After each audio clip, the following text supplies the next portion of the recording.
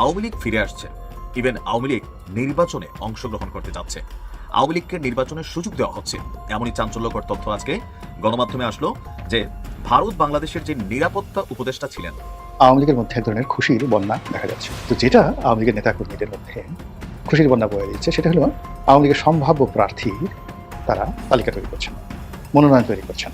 As it is যে সামনে যে ইলেকশন আসছে, সেই ইলেকশনে আওয়ামী লীগ পার্টিসিপেট করবে under the leadership of Sheikh Hasina আর সজীব ওয়াজেদ আর এনিবডি। তলে তলে বা পর্দার আড়ালে নানা রকম এমন সব ঘটনা ঘটছে, বা বিশেষ করে আদালতে আজকেই একটা এমন ঘটনা ঘটেছে যে এই ঘটনা অন্য কারো ইঙ্গিত ছাড়া শতপ্রণোদিতভাবে ঘটে গেছে, সেটা ভাববার কোনো কারণ নাই। সবার কাছে আমি দোয়া চাই যে ওনাকে আল্লাহ যেন ব্যস্ত করে। ওনার মৃত্যুর দেহটাই এখন আছে এই এবারকে হাসপাতালে। তাহলে আপনার কি মনে হয় যে খালেদা জিয়া এখন এই মুহূর্তে জীবিত নেই? আমার বিশ্বাস উনি জীবিত নয়। এবং সরকার কেন এটি ডিক্লারেশনে দেরি করছে? এই সকল টোকাই সমন্বয়কের দল এনসিপির নেতারা সাউথ আফ্রিকা পালিয়ে যাওয়ার জন্য অনেক আগে থেকে প্ল্যানিং করে রেখেছে এবং তারা সকলেই পাসপোর্ট রেডি আছে, ভিসাও রেডি আছে। সাউথ আফ্রিকা পালিয়ে যাওয়ার জন্য সকল কিছু প্রস্তুত করে রাখবে এনসিপির সমন্বয়কদেরকে। শুধু মায়ের উপর রাখবে, বিএনপি মারবে কতক্ষণ, আওয়ামী লীগের সমর্থকরা মারবে সাধারণ জনগণ সেজে কতক্ষণ সাধারণ জনগণ মারবে কতক্ষণ, পুলিশও বিটবে। প্রিয় দর্শক, আসসালামু আলাইকুম। একটি নতুন নিউজে আপনাকে স্বাগতম। দর্শক, বাংলাদেশে বিদ্যমান রাজনৈতিক প্রেক্ষাপট নিয়ে আরেকটি নতুন নিউজ নিয়ে আপনাদের সামনে হাজির হয়েছি। দর্শক, যার বিশেষ অংশ ইতিমধ্যে আপনারা দেখেছেন, দেখে বুঝতে পেরেছেন আজকের ভিডিওটি ঠিক কতটা গুরুত্বপূর্ণ হতে চলেছে। তাই দর্শক, আর দেরি না করে ভিডিওটিতে একটি লাইক দিয়ে ধারাবাহিকভাবে ভিডিওর অংশগুলো দেখে আসি। কিন্তু যেটা আওয়ামী লীগের নেতাকর্মীদের মধ্যে খুশির বন্যা বয়ে দিচ্ছে, সেটা হলো আওয়ামী লীগের সম্ভাব্য প্রার্থীর তারা তালিকা তৈরি করছেন, মনোনয়ন তৈরি করছেন। অ্যাজ ইট ইজ যে সামনে যে ইলেকশন আসছে, সেই ইলেকশনে আওয়ামী লীগ পার্টিসিপেট করবে under the leadership of Sheikh Hasina আর সজীব ওয়াজেদ আর এনিবডি। আর এগুলো আওয়ামী লীগের যে সকল চিহ্নিত নেতৃবৃন্দ রয়েছেন দেশের বাইরে, যাদের হাতে এখন আওয়ামী লীগের নেতৃত্ব, তারা এখন বিভিন্ন সংসদীয় আসনে যারা বিকল্প প্রার্থী, ভালো ইমেজ যাদের রয়েছে, তাদের ব্যাপারে খোঁজখবর নিচ্ছেন, তাদের অনেকের বায়োডাটা নিচ্ছেন, অনেকের সঙ্গে কথাবার্তা বলছেন, তারা রাজি কি রাজি না এই সমস্ত বিষয়ে কথাবার্তা বলছেন। এবং এইগুলো নিয়ে আওয়ামী লীগের যে আন্ডারওয়ার্ল্ড রয়েছে বাংলাদেশে, সেখানে রীতিমতো খুশির বন্যা বয়ে যাচ্ছে। গত কয়েকদিন ধরে আওয়ামী লীগের মধ্যে এক ধরনের খুশির বন্যা দেখা যাচ্ছে। বিশেষ করে জনাব খলিলুর রহমান, যিনি নিরাপত্তা উপদেষ্টা রূপে নিয়োগ লাভ করার পর অনেক বিতর্ক তৈরি করেছেন। আর সম্প্রতি তিনি ভারত সফর করেছেন। সেই ভারত সফর করার পরেই দেখা গেল আওয়ামী লীগের মধ্যে একটা নিদারুণ উৎসব, উদ্দীপনা লক্ষ্য করা যাচ্ছে। বাংলাদেশে যে সকল আওয়ামী লীগের নেতাকর্মীরা পালিয়ে আছেন, তাদের অনেকগুলো যে ইন্টারনাল কানেক্টিভিটি রয়েছে, নিজেদের মধ্যে তারা যে সকল কথাবার্তা বলে, তারপরে তাদের যে সকল ওয়েব মিটিংগুলো হয়, এগুলো লিক বা এগুলোর অনেক খণ্ডিত চিত্র ইন্টারনেটে অনেক সময় ভাইরাল হয়ে যায়। তো সেখানে গত এক সপ্তাহে দেখা যাচ্ছে যে তারা অনেক ইউরেকা কি যেন একটা পেয়ে গেছেন জনাব খলিলুর রহমান সাহেবের দিল্লি সফরের পর। একই অবস্থা কলকাতার যে সকল আওয়ামী লীগ নেতৃবৃন্দ রয়েছেন, তাদের কথাবার্তা, আর শেখ হাসিনার যে সাবেক প্রধানমন্ত্রী, ওনার যে বক্তব্য, ঝাঁঝালো বক্তব্য, এটি গত এক সপ্তাহে রীতিমতো বারুদের মতো হয়ে গেছে।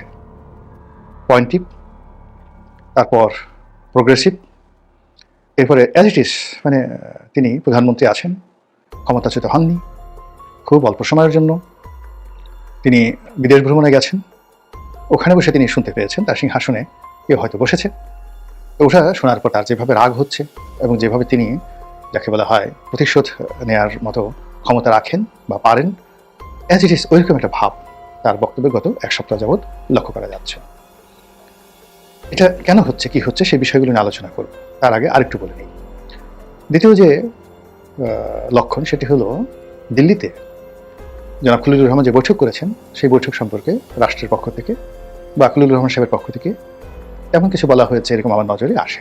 আপনি যদি সাম্প্রতিক সময় বিবিসি বাংলার সঙ্গে জনাব সজীব ওয়াজেদ জয়ের সাক্ষাৎকার দেখেন, তারপর ভারতের কয়েকটি টেলিভিশন মিডিয়ার সঙ্গে সজীব ওয়াজেদ জয়ের সাক্ষাৎকার দেখেন, আপনি তার বলার ধরন, প্রকৃতি, মানে তার শব্দচয়ন, বাংলাতে তার শব্দচয়ন এবং ইংরেজিতে তিনি এমনি অনেক অনেক ভালো বলেন। এবং তার এই ইংরেজি বলাটা এখন জনাব তারেক রহমান সাহেব এবং ডক্টর মোহাম্মদ ইউনূস, তাদের সকলের জন্য রীতিমতো লায়াবিলিটিসে পরিণত হয়েছে। এর কারণ হলো তার ইংরেজি অ্যাকসেন্ট, উচ্চারণ, প্রাসঙ্গিকতা, তার বডি ল্যাঙ্গুয়েজ এবং তার ইংরেজি বলার যে রিদম, এর ধারের কাছে নেই। মানে ডক্টর মোহাম্মদ ইউনূসের ইংরেজি যদি বলেন, তারেক রহমান সাহেবের ইংরেজি আমি কখনো শুনিনি, কিন্তু ডক্টর মোহাম্মদ ইউনূস সাহেবের বক্তব্য ইংরেজিতে যদি শুনেন আর জয়ের ইংরেজি যদি আপনি দেখেন, তাহলে এই দুইয়ের মধ্যে পার্থক্য হলো, জয় যখন কথা বলেন তখন মনে হবে শশী থারুর কথা বলছেন, বারাক ওবামা কথা বলছেন, অথবা ক্লিন্টন কথা বলছেন, অথবা মার্গারেট থ্যাচার কথা বলছেন। ইংরেজির মানটা ওই পর্যায়ের। আর তার পাশে যদি ডক্টর মোহাম্মদ ইউনূসের ইংরেজি দেন, আমার কাছে মনে হয় তিনি চট্টগ্রামের আঞ্চলিক ভাষায় ইংরেজি বলছেন অথবা বরিশালের আঞ্চলিক ভাষায় ইংরেজি বলছেন, এরকম আমার কাছে মনে হয়। এটা আমার ব্যক্তিগত অভিব্যক্তি। কিন্তু এর ফলে কি হলো, জয় বাংলায় বললে অনেকে খুশি হয়, কিন্তু ইংরেজিতে যদি জয় কোনো বক্তব্য দেন তাহলে এটা তার যারা রাজনৈতিক প্রতিপক্ষ তাদের গায়ে রীতিমতো কচুর বিষ লেগে যায়।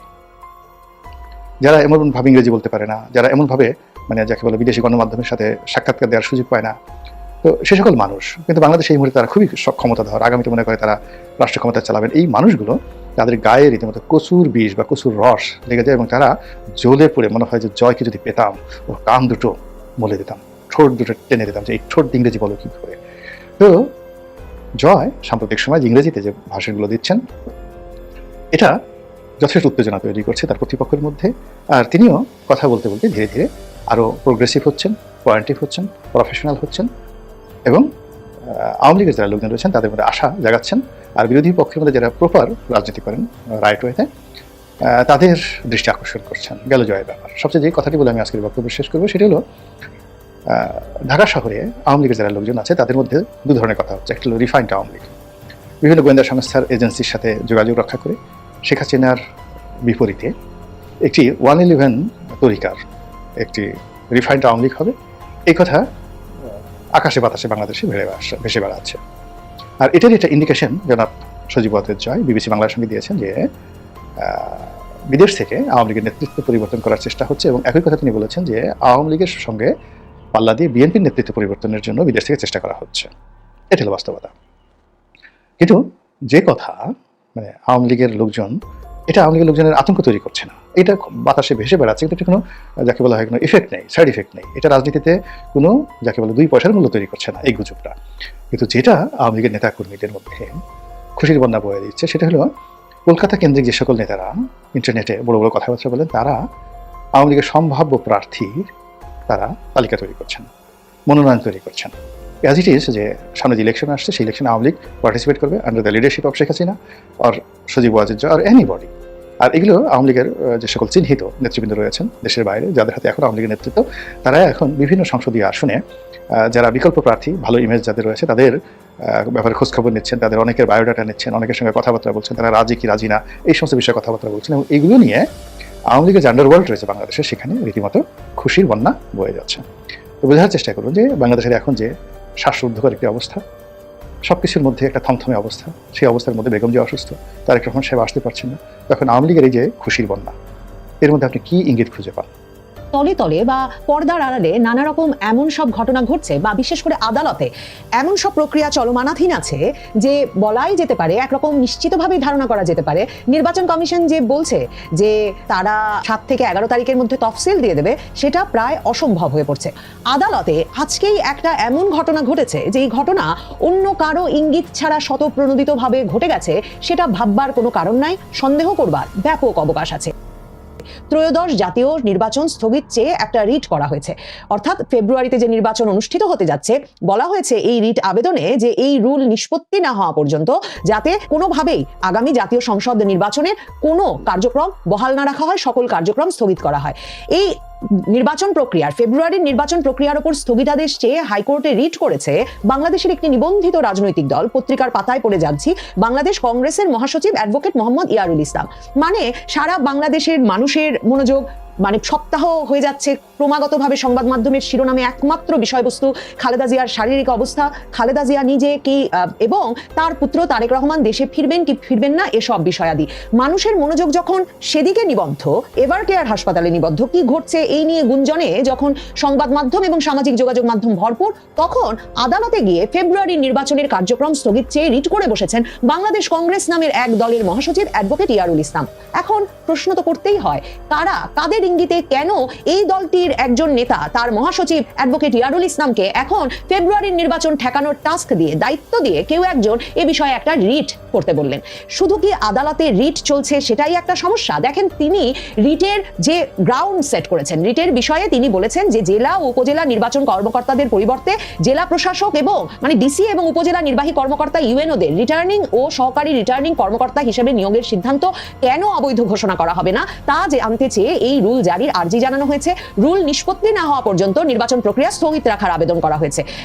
এখন এই যে ডিসি ইউএনও যারাই নির্বাচনী দায়িত্ব পালন করেন এবং তাদের সকলকেই সন্দেহ করার সুযোগ আছে, নির্বাহী বিভাগ নির্বাচনের সাথে সংযুক্ত হয়ে যাওয়ার ফলেই নির্বাচন প্রশ্নবিদ্ধ হয়েছে, এই বিষয়টি তো এই সরকারের আমলে একরকমের প্রতিষ্ঠা পেয়েছে। প্রধান উপদেষ্টার নেতৃত্বে সরকারের শীর্ষ পর্যায় থেকে নির্বাচন কমিশনকে কিন্তু এই নির্দেশনা দেওয়া হয়েছে যে গত 3টা নির্বাচনে যারা যারা অংশ নিয়েছে 2014, 18 এবং 2024-এর নির্বাচনে সরকারের যেসব কর্মকর্তাদের ন্যূনতম ভূমিকা ছিল তাদের কাউকেও যাতে এই 2026-এ যে নির্বাচন অনুষ্ঠিত হতে যাচ্ছে ফেব্রুয়ারি মাসে তাতে কোনো রকম দায়িত্ব না দেওয়া হয়। তখনই কিন্তু প্রশাসনের কর্মকর্তারা, অবসরপ্রাপ্ত এবং বর্তমান কর্মকর্তারা বলেছিলেন যে রাজনৈতিক সরকার যেভাবে নির্দেশনা দেয়, যে সরকার যেভাবে নির্দেশনা দেয় সেই নির্দেশনা অনুযায়ী তো নির্বাহী বিভাগের কর্মকর্তারা দায়িত্ব পালন করেন, কাজেই ঢালাও অভিযোগ করা ঠিক হচ্ছে কিনা। এমনকি অভিজ্ঞ জনেরা, এমনকি নির্বাচন কমিশনের কর্মকর্তাদের তরফেও বলা হয়েছিল যে প্রায় 43,000 কেন্দ্রে লক্ষাধিক কর্মকর্তা কাজ করেন একটা নির্বাচন অনুষ্ঠানের জন্য, তাতে ওই 3 নির্বাচনে কোনো ভূমিকাই ছিল না এমন প্রত্যেক ব্যক্তিকেই শুধুমাত্র সংযুক্ত করা সম্ভব কিনা।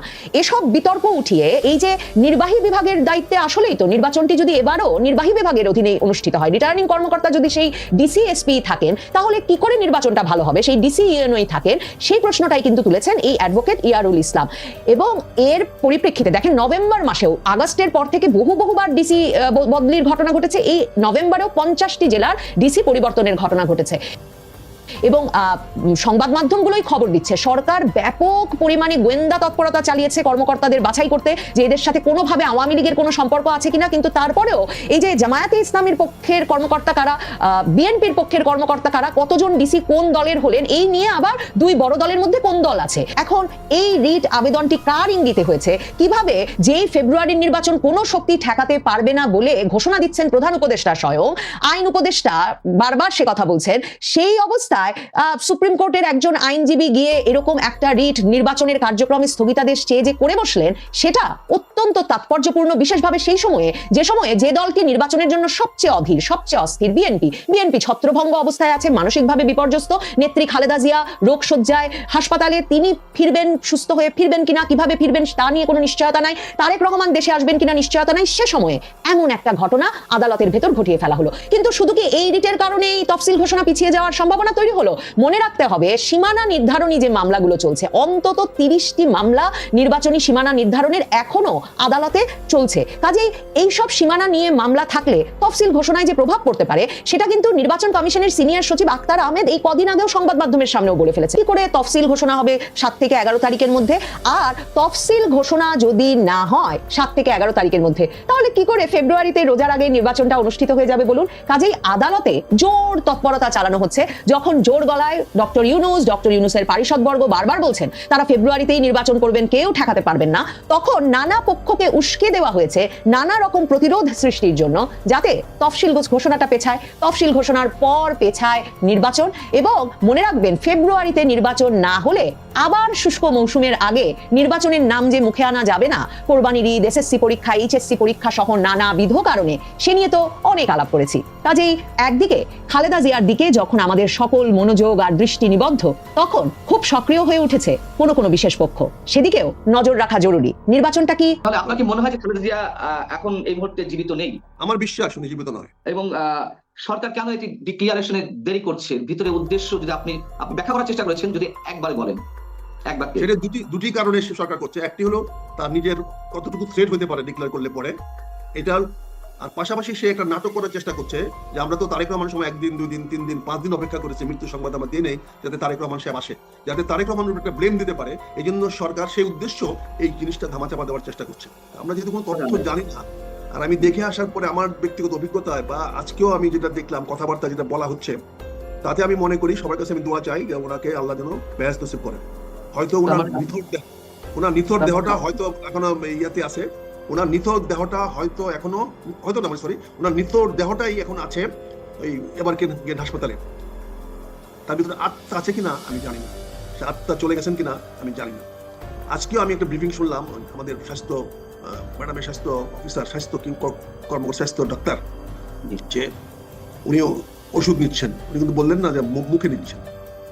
ইঞ্জেকশন তো ডেড বডিতেও দেওয়া যায়, স্যালাইন ডেড বডিতেও দেওয়া যায়, এটা ফ্লুট চলবে তো, এটার সঙ্গে হার্টের কোনো সম্পর্ক নেই, হার্টবিটের সম্পর্ক নেই, ফ্লুট চলবে। ইনজেকশন যাবে ডেড বডিতে, আর্টিফিশিয়ালি হলে যাবে না কেন?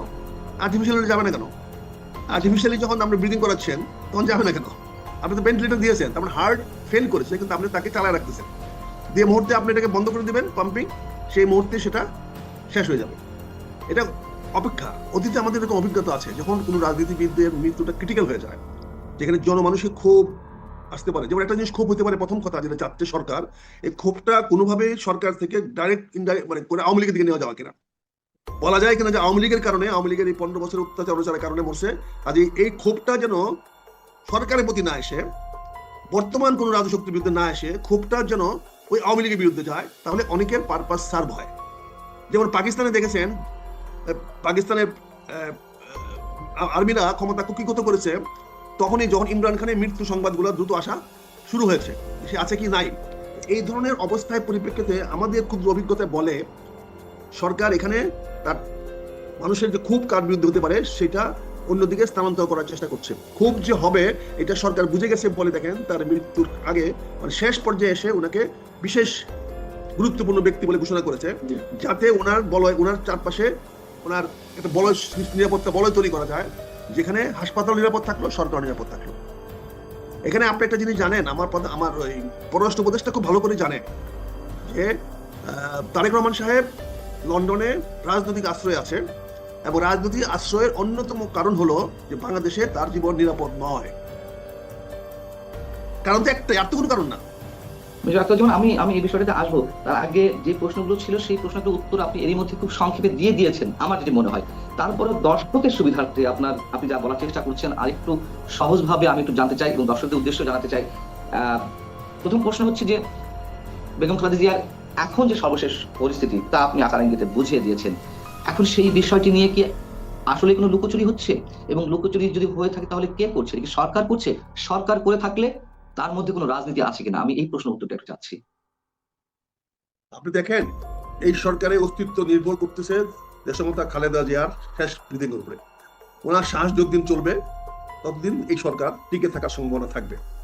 কারণ এই শ্বাস বন্ধ হয়ে যাওয়ার পরে মানুষ বিক্ষোভে ফেটে পড়ে কিনা এটার একটা সম্ভাবনা রয়ে গেছে, এই জন্য এই সরকার জানে। আর এই সরকারের সঙ্গে আমাদের নেতা তারেক রহমান সাহেবের একটা ভেরি গুড আন্ডারস্ট্যান্ডিং আছে। আপনি দেখেন আজকেও এই আমাদের ডাক্তার জাহিদ সাহেব বলেছেন যে উপদেষ্টা সাহেবরা সবাই যোগাযোগ করতেছেন। উপদেষ্টা সাহেবরা যোগাযোগ করতেছেন, এটা বিএনপির পক্ষ থেকে বলার কি দরকার, ম্যাডামের পক্ষ থেকে বলার কি দরকার? তাহলে ওনাদের জন্য সাফাই গাচ্ছেন। অর্থাৎ আমি যে কথাটা বলছি, আক্রোশটা যাতে সরকারের দিকে না যায়, কারণ আক্রোশ তো মানুষ তৈরি হয়ে গেছে। কারণ তিনি প্রথম দিন কেন প্রধান উপদেষ্টা আসলেন না, কেন প্রথম দিন তার মেডিকেল উপদেষ্টা ডাক্তার উপদেষ্টা আসলেন না? মানুষের ক্রোধ কিন্তু তৈরি হয়ে গেছে যে অবহেলা করে, অবজ্ঞা করে দেশমাতা খালেদা জিয়াকে আজকে এই জায়গায় নিয়ে আসছে। আজকে দেখা যেখানে বলা হচ্ছে ওনাকে এখন যে কোনো সময় বিদেশে নেওয়া যাবে, তাহলে এই সিদ্ধান্তটা কেন 7 দিন 10 দিন আগে নেওয়া হলো না? 23 তারিখ, আজকে 3 তারিখ, প্রায় 11 দিন কেন নেওয়া হলো না? আর এখন যদি নিতে পারে তাহলে অপেক্ষা কার কারণের জন্য? ওনাকে যান বাঁচানোর জন্য, না এখন তারেক রহমান সাহেবের সিদ্ধান্ত অনুযায়ী? এখন তারেক রহমান সাহেবের সিদ্ধান্ত আমরা গেলাম না, কিন্তু কথা হচ্ছে যে তোমরা নিজেদের অবস্থাকে রক্ষা করার জন্য, মানুষের রোষ থেকে, মানুষের ক্রোধ থেকে বাঁচার জন্য। আপনি দেখেন ওনাকে দেখার জন্য আমার 3 বাহিনী প্রধান চলে গেলেন। তাতে কি মেসেজটা আমরা পেলাম? জনগণ কি মেসেজ পেল? Situation under control. 3 বাহিনী প্রধান পর্যন্ত এখন পর্যন্ত দেশমাতা খালেদা জিয়া আনুগত্য দেখাচ্ছে, তারপরে ওনার সঙ্গে ওনাদের কোনো এনিমিটি নাই। দেশমাতা খালেদা জিয়ার সঙ্গে সশস্ত্র বাহিনীর কোন রকম বৈরী সম্পর্ক নাই, এটাই তো প্রমাণ হলো। কিন্তু আগেও হইলো, কিন্তু উনি তো একটা অভিযোগ আসছে যে 21 তারিখের প্রোগ্রামে উনি যাওয়ার কারণে ঠান্ডাটা ওনার প্রকট হয়েছে এবং ওনার হার্টের উপরে এটা প্রচন্ড চাপ সৃষ্টি করেছে। এটা অনেকে বলা বলি করছেন 21 তারিখে, ফলে সশস্ত্র বাহিনী একটা ব্যাক ফিটিং চলে গেছিল। এখন যখনই ওনাকে বিশেষ বিবিআইবি ঘোষণা করা হয়েছে, বিবিআইবি ঘোষণা করার সঙ্গে সঙ্গে সশস্ত্র বাহিনী দায়িত্বশীলভাবে তাদের যাওয়া দরকার হয়ে গেছে, কারণ তখন এটা অফিসিয়াল হয়ে গেছে। Any VVIP of the country কে যে কোনো লোক অ্যাপ্রোচ করতে পারে। এতদিন ঘোষণা না করলেও তো 3 বাহিনী প্রধানেরা জি না পান্না ভাই যেতে পারতেন না। এটা ঘোষণা করার আগে পর্যন্ত ছিলেন উনি বিএনপি নেতা। হ্যাঁ, বিএনপি নেতার বাড়িতে স্বাস্থ্য দেখার জন্য গেলে এটা অর্থ অন্যরকম হতো। কিন্তু আমরা জানি যে এর আগে সেনাপ্রধান গিয়েছেন, দাওয়াত দিতে গিয়েছে বলে তো কন্ট্রোভার্সি হয়েছে, কন্ট্রোভার্সি হলে অতটা বেশি ব্লেম সেনাপ্রধানের গায়ে সম্ভবত পড়েনি, তাই না? না, উনি যখন ধোয়া তুলসী পাতা, আপনারা তো ওনাকে একটা ভালো মানুষ বানানোর চেষ্টা করছেন। উনি ভালো মানুষ, উনি দেশটাকে শান্তিতে রাখতেছেন, আমি ধন্যবাদ জানাই। উনি সশস্ত্র বাহিনীকে অত্যন্ত শৃঙ্খলার মধ্যে রাখছেন এবং পলিটিক্যাল গেমে উনি আসতেছেন না, উনি পলিটিক্যাল গেমের বাইরে যাচ্ছেন। কিন্তু কালকে আমি কেন বলছি যে এটা সশস্ত্র বাহিনীকে বাধ্য করেছে প্রধান উপদেষ্টা মহোদয় এখন আপনারা যান, আমি তো বিবিআইবি ঘোষণা করে দিচ্ছি, অর্থাৎ এই সরকারের উনি একজন বন্ধু মানুষ, এই সরকারের একটা অংশ করে নিলাম না। বিবিআইবি ডিক্লারেশন মানেটা কি? সে একটা গভর্নমেন্টের সরকারের বিশিষ্ট ব্যক্তি, রাষ্ট্রের বিশিষ্ট ব্যক্তি। Right, সে আমি এই বিশিষ্ট যে ব্যক্তিকে দেখার জন্য যে কেউ যেতে পারে। দর্শক আশা করি না টেনে সম্পূর্ণ ভিডিওটি দেখেছেন, দেখে বুঝতে পেরেছেন। আর দর্শক আপনাদের গুরুত্বপূর্ণ মতামত কমেন্ট সেকশনে দিয়ে যাবেন। চ্যানেলটি যদি সাবস্ক্রাইব করে থাকেন অসংখ্য ধন্যবাদ। চ্যানেলটি সাবস্ক্রাইব না করলে চ্যানেলটি সাবস্ক্রাইব করে পাশে থাকা বেল আইকনটি বাজিয়ে দিন।